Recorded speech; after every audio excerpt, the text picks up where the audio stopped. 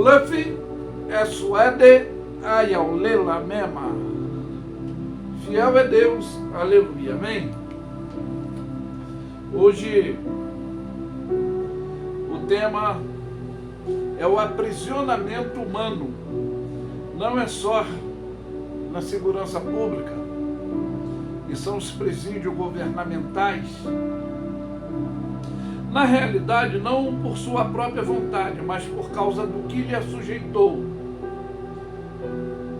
O que foi a ambição de Adão e Eva, pois na ambição somos interesses próprios. Eu afirmo que da arrogância,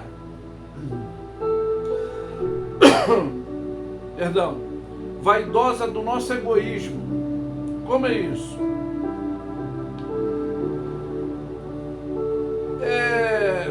Que vira a necessidade prioritária e depois passa a ser emergencial.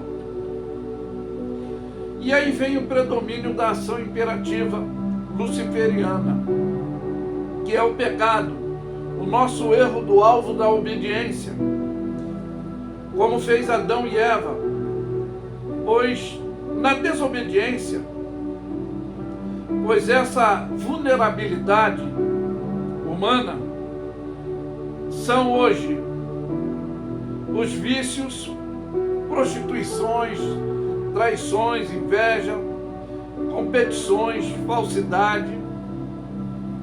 É aquela que inclui a infidelidade, da ganância, do desafeto, da falta do amor ao próximo, pois essa falta de luminosidade que nos deixa a nossa alma impura. Só o Senhor Deus poderá nos limpar através de Jesus, que quis se sacrificar por toda a humanidade, que ainda não reconhece, só fazem festividades na Páscoa, na época natalina, né?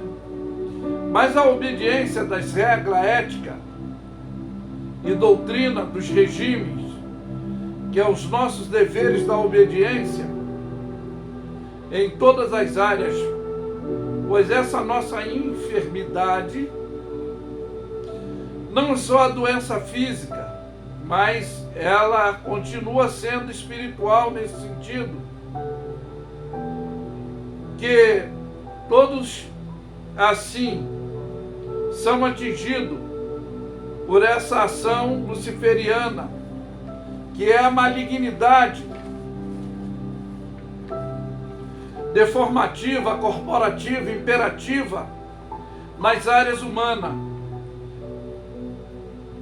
Hoje que parecem normais essas atitudes deformativas, mas nem todo tem a excelência de ter os olhos no entendimento abertos para o despertamento espiritual, pois a corrente da vaidade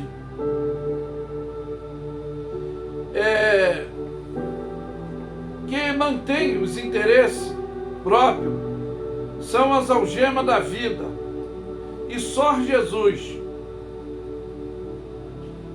é a nossa opção de escolha para quebrar essas algemas, essas cadeias que aprisionam o homem nesse estado deformativo. Mas o relator, que é Paulo, teve a compreensão, e ele fala que a lei opera em nós a morte e a luta da carne com o espírito. São essas situações que hoje sofremos, padecemos essa situação toda e ficamos nesse campo vulneráveis. Mas diz aqui: o que diremos, pois, é a lei do pecado de modo nenhum, mas não em si o pecado, senão pela lei, porque eu não conheceria a concupiscência se a lei não dissesse: não cobiçarás. É o grande problema humano. Mas o pecado, tomando ocasião pelo mandamento, despertou em mim toda a consciência, porquanto sem lei estava morto o pecado. Eu, em algum tempo, vivia sem lei, mas, vindo o mandamento, reviveu o pecado e eu morri. O que ele quer dizer? As ações deformativas, negativas dessa ação imperativa luciferiana. E ele diz: e o mandamento que era para a vida, achei que era para a morte.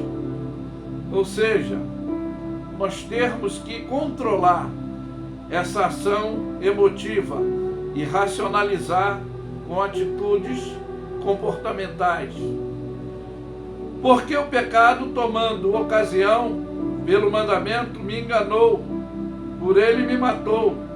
E assim a lei é santa e o mandamento é santo, justo e é bom.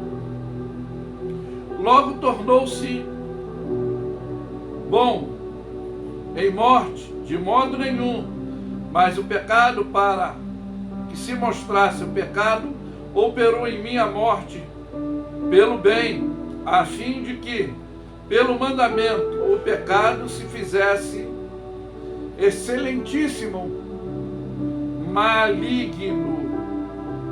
Que o mal, eu sempre falo que ele é bom, ele só é revelado quando chega o seu objetivo. Bom, e aqui ele fala: porque bem sabemos que a lei é espiritual, mas eu sou carnal, vendido sobre o pecado. Foi a condição que ficou todos os seres humanos.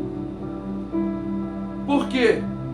O que eu faço não aprovo, pois o que eu quero não faço, mas aborreço se faço.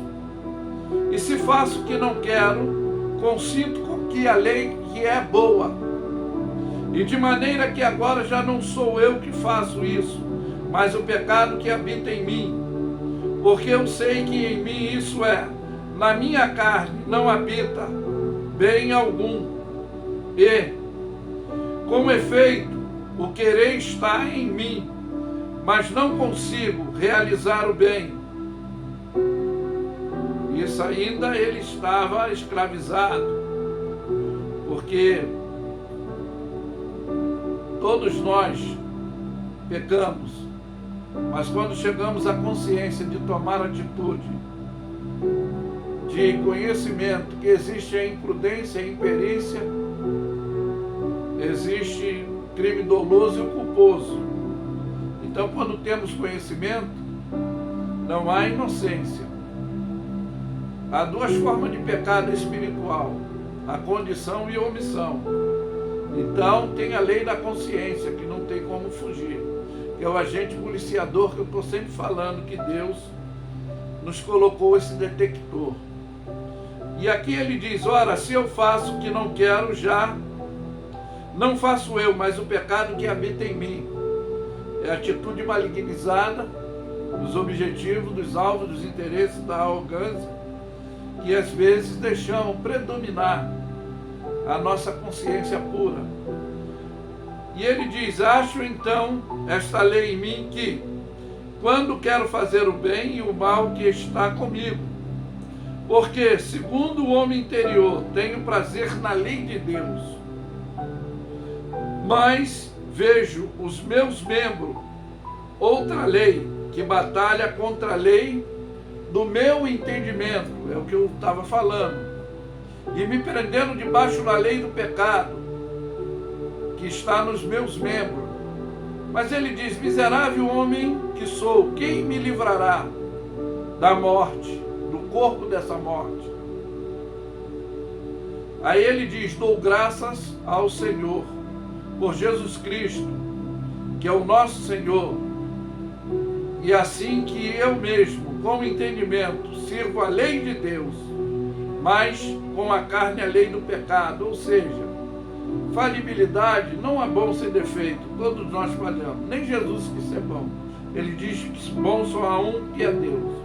Bom esclarecimento, para a gente ter um maior entendimento também, diz: porquanto agora nenhuma condenação há para os que estão em Cristo Jesus, que não andam segundo a carne, mas segundo o Espírito. Ou seja, tendo entendimento, não deixando mais a futilidade, a banalidade imperializar as nossas ações emocional, mas racionalizadamente tomando atitude corretivas.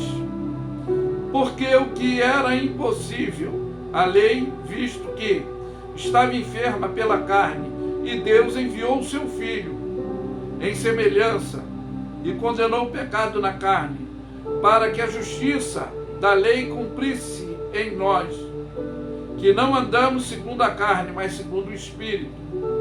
Essa iluminação dos olhos, do entendimento que eu falei, que nem todos conseguem ter essa capacidade. Por isso que muitos são chamados e pouco tem sido os que têm o entendimento para prosseguirem.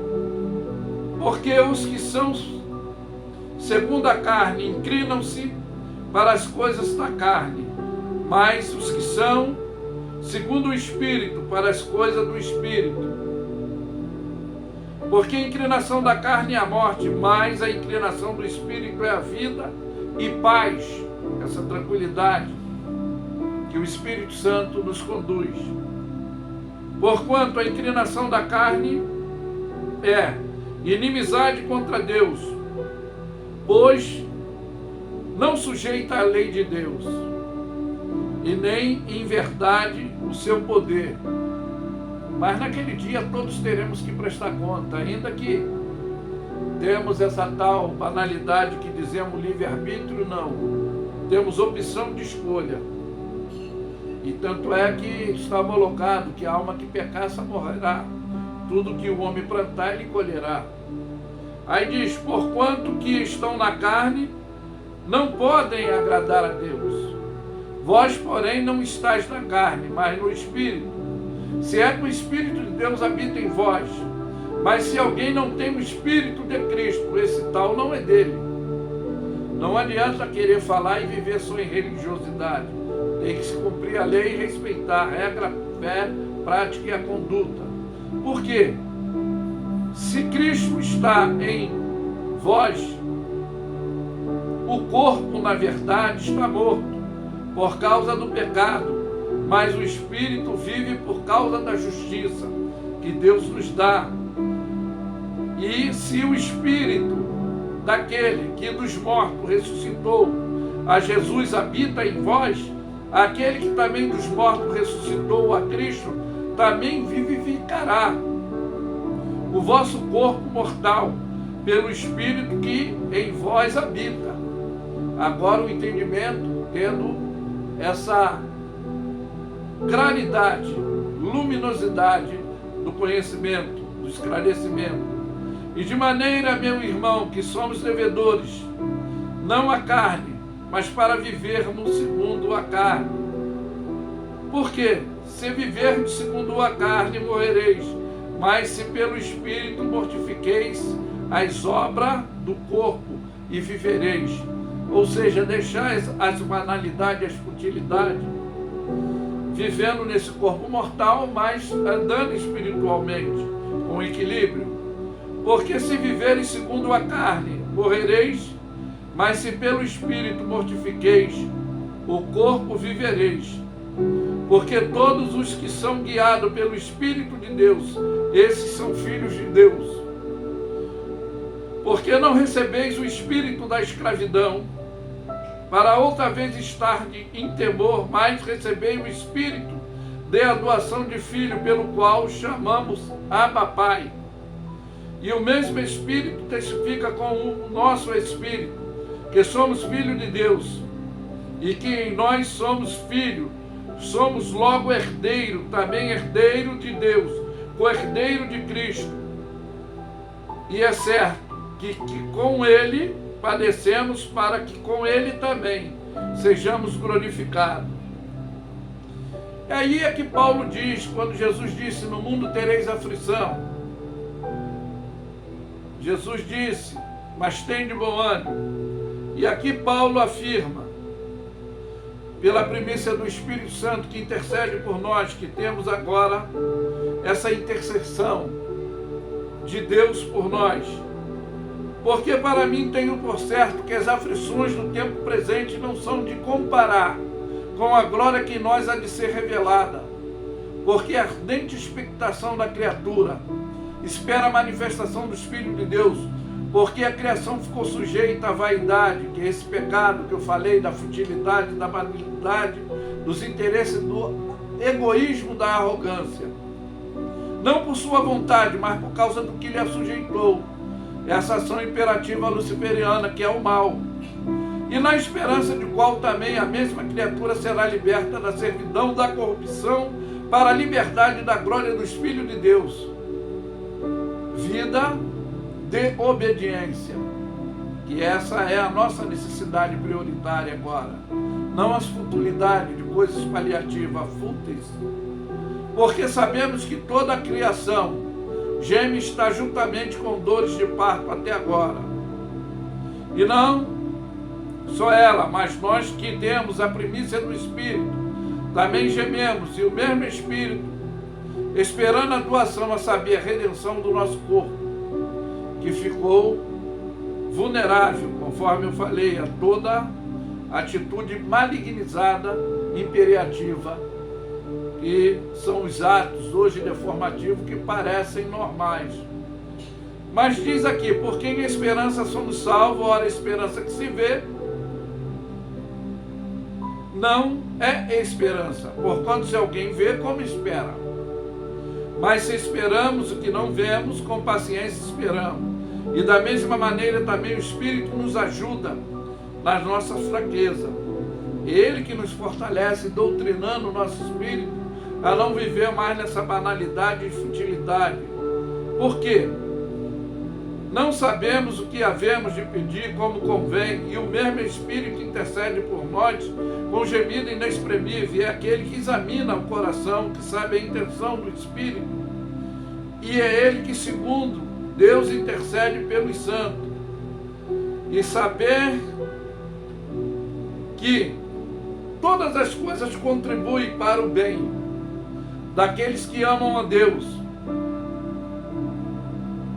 daqueles que são chamados pelo seu decreto, porque os que Dante conheceu também os predestinou para serem conforme a imagem do seu Filho, a fim do que seja o primogênito entre muitos irmãos. E aos que predestinou, a esse também chamou, e aos que chamou, a esse também justificou, e aos que justificou, a esse glorificou. Então essa futuridade de termos essa confiabilidade de não estar mais vulneráveis, aprisionados, literalmente e espiritualmente, tendo a liberdade, que é o conhecimento do esclarecimento, obedecer às leis, regras de práticas humanas, mas não obedecer à malignidade que o corpo oferece para a destruição do corpo e da alma, mas andar em espírito. Como é isso? Procurar seguir procedimentos, padrões éticos que Deus requer de todos nós, uma vida de relatividade em oração, do amor ao próximo, da empatia. Não viver na desempatia, no egoísmo, nos interesses, na arrogância. Mas, infelizmente, o ser ficou aprisionado. Só Jesus pode quebrar essa algema do aprisionamento do pecado. Mas que fica essa mensagem expressa para iluminar os olhos do teu entendimento, para você não viver mais nessa corrente espiritual. A palavra de Deus diz que nesses dias são como os dias anteriores ao dilúvio. Comiam, bebiam, casavam e davam casamento. Não é a manutenção corporal, não é o viver, familiar racionalizado, mas é a banalidade futilizada que é a malignitude do comportamento do ser humano. Então, que possamos ter o entendimento, o esclarecimento de buscar o Senhor enquanto se pode achar e procurar essa mudança do acerto em vida nesse corpo físico que é mortal, para alcançarmos a imortalidade, que é a vida eterna prometida, que foi o sacrifício que Deus não só prometeu, mas o próprio Jesus se responsabilizou por isso. Filipenses diz que sendo ele Deus, tomando forma de homem, foi obediente até a morte de cruz. Para quê? Para que tivéssemos essa liberdade aqui nesse corpo físico e a futuridade da vida espiritual celestial. Que Deus os abençoe. Eu afirmo que Lefi é suede, ayaulela, mema. Fiel é Deus, aleluia. Amém? Ficam todos na paz.